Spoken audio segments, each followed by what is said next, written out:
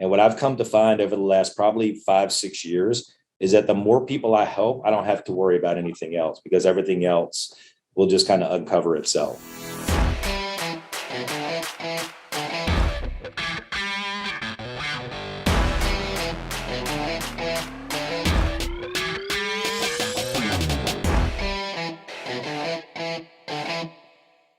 All right, it's definitely go time. This is Craig Zuber, Executive Business Coach, and I'm here with Brian Boger. He is with the High Performance Real Estate Advisors with Keller Williams out of both North and South Carolina. Is that right, Brian? That's right. Hey, Craig, how are you? I appreciate you having me today. I'm great, man. Thanks for asking. You're looking great, smiling. It's awesome, man. Thank you. And so you're the director of sales for this organization, right? That's correct. Yes, sir. All right. So you're the director of sales. You've been in real estate for the last 8 years. The organization did just over 3.1 million in gross commission income in 2001.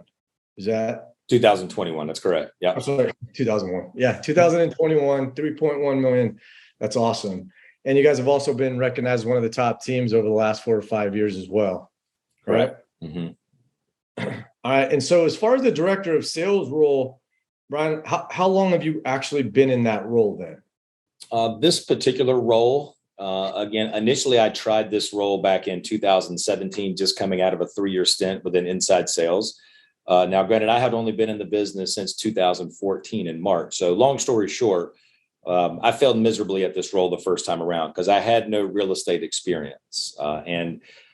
We had decided as an organization that my, talents and efforts would be best in real estate and working with buyers and sellers. So we made the decision to put me back in a lead agent role. I then did that from March, April 2017, all up until about October of 2020. I was in just lead agent, just buyers, sellers, production, and I did very well at it. So that's when Thomas came to me and said, hey, why don't we give this another crack? Because at this point in time, I had had some experience working with buyers and sellers, kind of understood the ins and outs.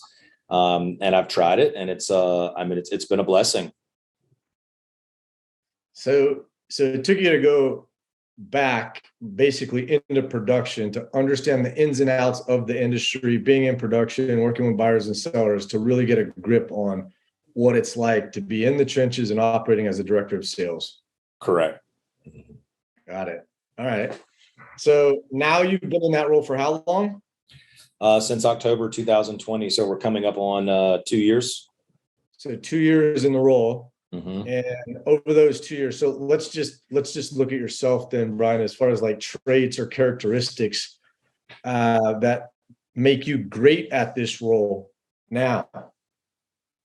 Yeah, I tell you, that's a great question. And I think if I could put a spin on it, I think it would be just my overall attitude to not let things bother me. Because in this industry, you deal with a lot of ups and downs, especially in this position where some buyers are happy, some sellers are happy, some buyers are upset, some sellers are upset, and you have to be able to take all of it with a grain of salt and essentially take feedback as a gift. So I joke with people that ask, what do I do every day? And essentially it's what my business partner Thomas used to do. It's a brand protector and S collector to a certain extent. I also feel that's one of the biggest traits in this position is the ability to ask great questions and listen to what either our team member and or the consumer is essentially saying. And It's not making it about me at the end of the day. It's as long as we can generate a relationship and help move the seller or the buyer or the team member forward, then that's a win for everybody. Because there's really only one superhero in every movie. And I do wear a cape sometimes, but it's typically with my children, who are 4 and 6 when we're playing superhero. But for the most part, it's generally the client or the team member that needs to be the hero in this case. And how long did it take for you to figure out asking great questions makes you a great leader inside of this role, Brian? Well, when I figure that out, I'll let you know, because it's an ongoing art to learn to listen and ask questions versus just give perspective the entire time. Yeah. But you'll be the first to know. And Thanks, man. Yeah. Thanks. I'll wait for you to let me know. Appreciate that. Anytime.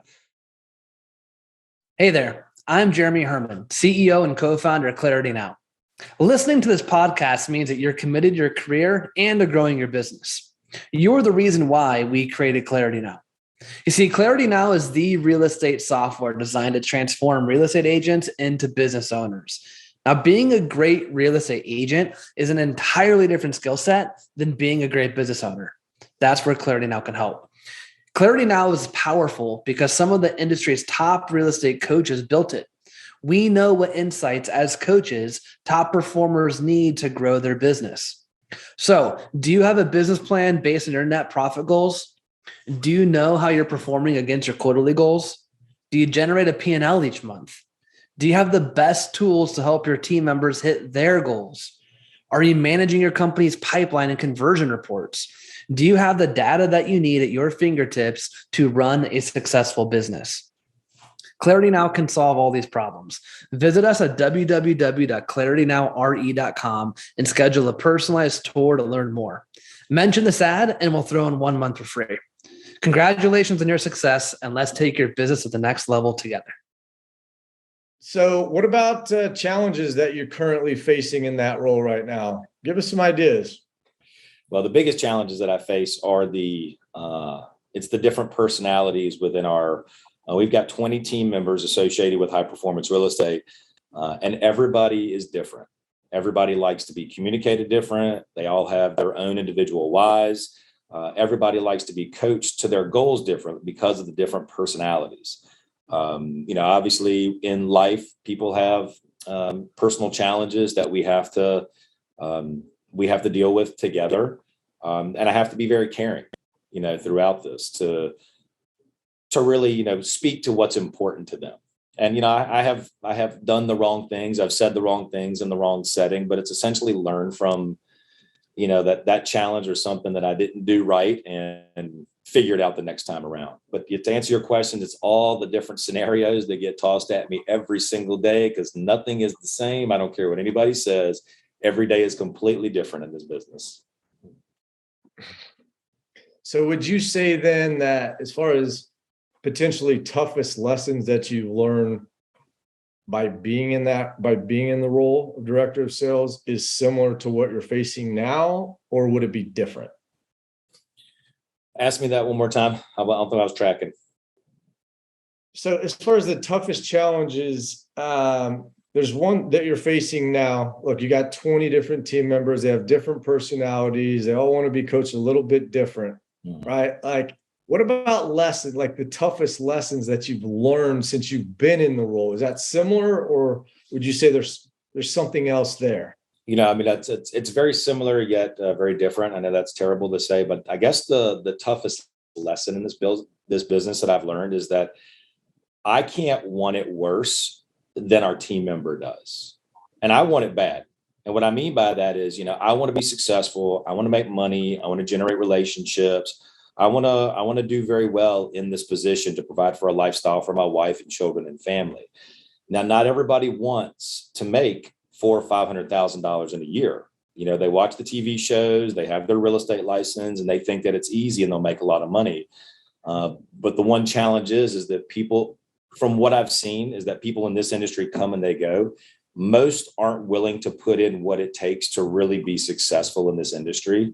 And I think that's the toughest part for me, is because I'm such a high D, like I like to drive toward the success, is that when I see somebody that has a lot of talent, but they really just want everything kind of given to them, it makes it very difficult to move on. But one of my coaches, and I'll give him a lot of credit, Jeremy Herman, he told me a long time ago, he said that, hey, I can't want it worse than they do. And I do. I want it bad every single day. And that's why I get up every single day and I still work weekends. It's because of the want and the drive to what I want, like my why and goal. But not everybody has that. So that's a tough one. And I have to be able to okay with that. Someone wants to make 30 grand a year. I have to be okay with that. Just tough. All right. So wanting it more than they do is potentially like what to do. What do you do with people that don't want it as bad as you? Might be one of the toughest lessons that you've learned. Correct. And then as far as like challenges now. You got 20 people, different personality profiles, different ways to receive information or create engagement. Is there something specific that you do that to help you overcome it? Yeah, so I listen to a lot of audiobooks. I do a lot of reading, and it's a lot of leadership books. Like I just finished a good one, Dare to Lead by Brene Brown, which I thought was great. Gives me a good understanding of, vulnerability. And then I coach. We've got a real estate coach that I do personally. We've got one that's for the team. And then it's a lot of coaching, and it's a lot of listening, and it's a lot of reading and continue to improve on these skills to get to where we need to be. And then I also have to kind of bring my D down sometimes. And if somebody has a goal to make X or do what they want to do, then, I'm going to have to be okay with that. And we'll coach them to what they want and not what I want as a person. Got it. What about the greatest opportunity that you see in real estate over the next, let's just say 12 months? Man, that's a tough one because there's so many great opportunities out there in real estate right now. And I think the biggest thing that, obviously over the last few years with this pandemic, it was I don't want to say it was difficult to sell a lot of real estate because interest rates were super low. Homes were selling very quickly. So anybody could sell a home, and the interest rates kind of spoke for themselves. So the fact that the market here in the Carolinas has hit a turning point, and we've been seeing it over the last, 4 or 5 months. I think the biggest opportunity is that, there will be a lot of people that exit this business. And those of us that continue to stay focused and sharpen their skills, like really learn how to be a professional real estate salesperson, really is the biggest opportunity. So, based on my experience in this industry, this is really only one of the last things that you'll ever have to learn from a career standpoint, is how to ask great questions, listen to people, and find out what's important. And the sooner that you can understand it, it's about them and not about you. The more opportunity that you can have. So the biggest opportunity is for those to really brush up on their skills as a professional salesperson and, make a substantial living in this industry. Got it. How about winning, man? What are you winning at right now? Well, my mother always said as a young man that confidence was sexy. And I don't know why she would tell me that, but I ran with it at a very young age. So everything I do, I'm a winner. And I say that because I ultimately believe it. And I take it back to when I first got into this business in March of 2014. And I asked Thomas Elrod, I said, Thomas, when am I going to know that I figured this out? And when he looked at me and he put his hand on his heart, and he said, when you ultimately believe it. And he said, when you walk into every situation and when you tell yourself that you're the best in the business and there's nobody else that's better than you, and it's really all about a belief factor and a confidence around it. Now, do I win at everything? Of course not. I don't get every listing. My set to met to sign is not 100% at the end of the day.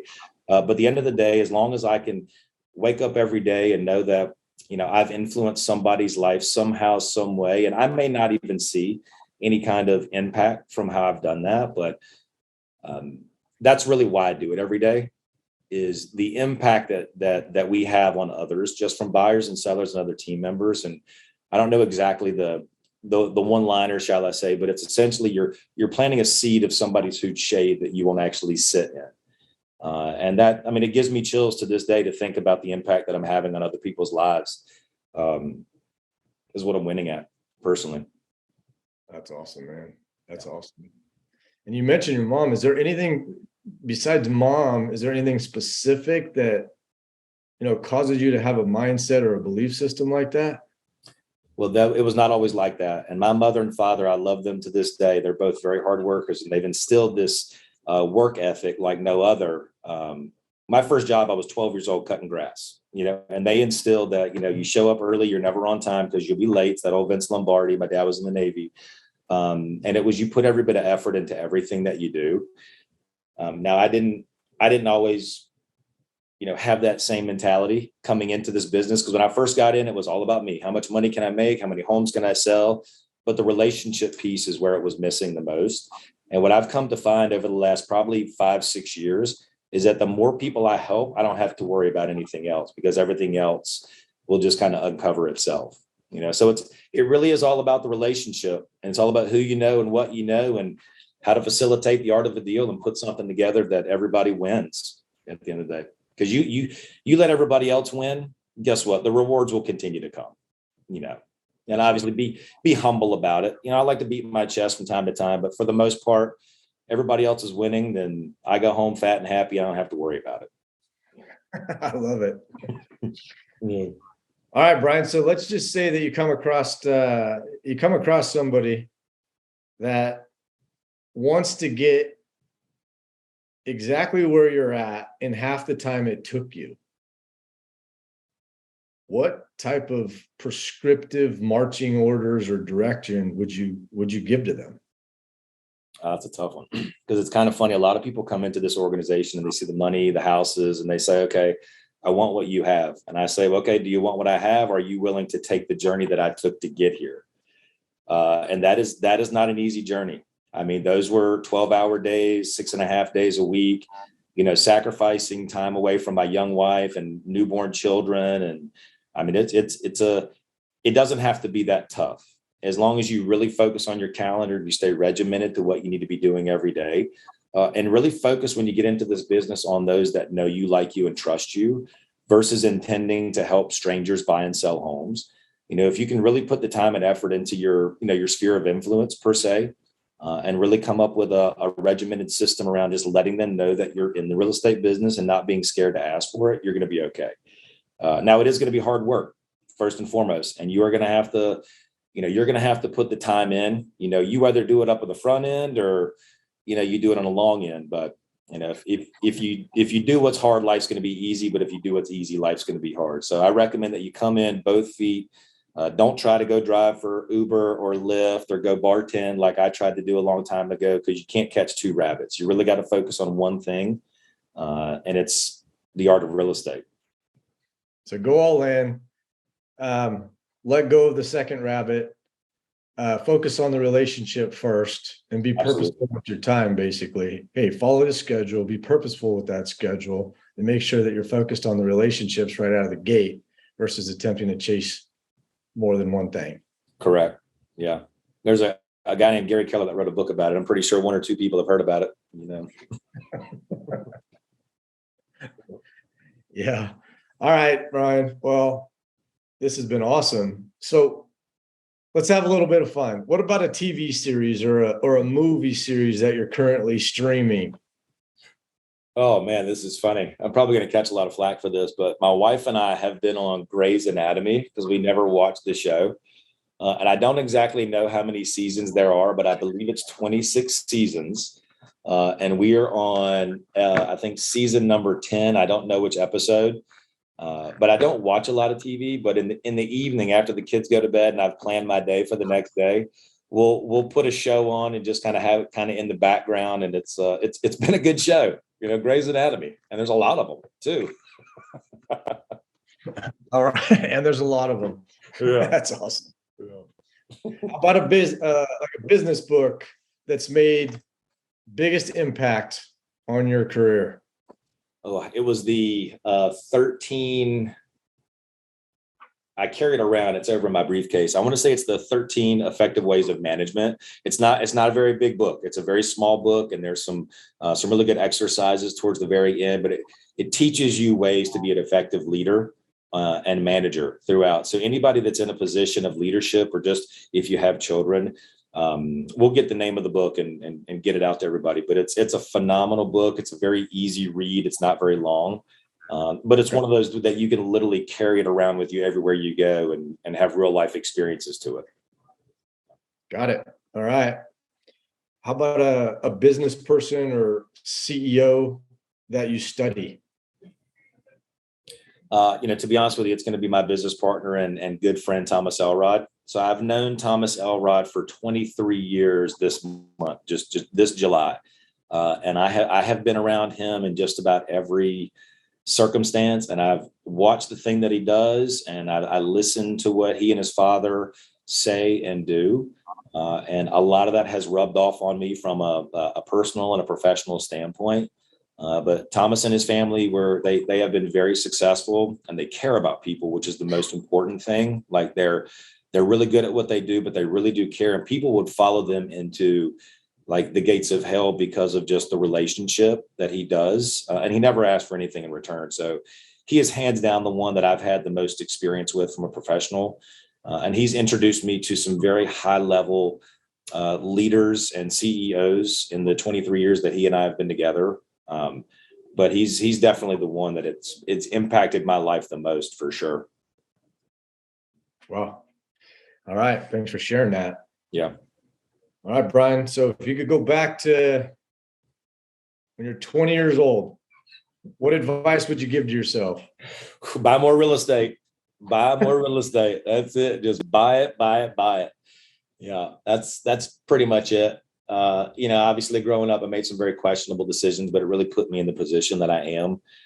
From that, probably could a little bit better off if I wouldn't have made some of these decisions, but it really has made me the person that I am. So, but if it would be my younger self saying, hey, or me now, man, just buy as much real estate as I could possibly get and hang on to it. Let other people pay for it.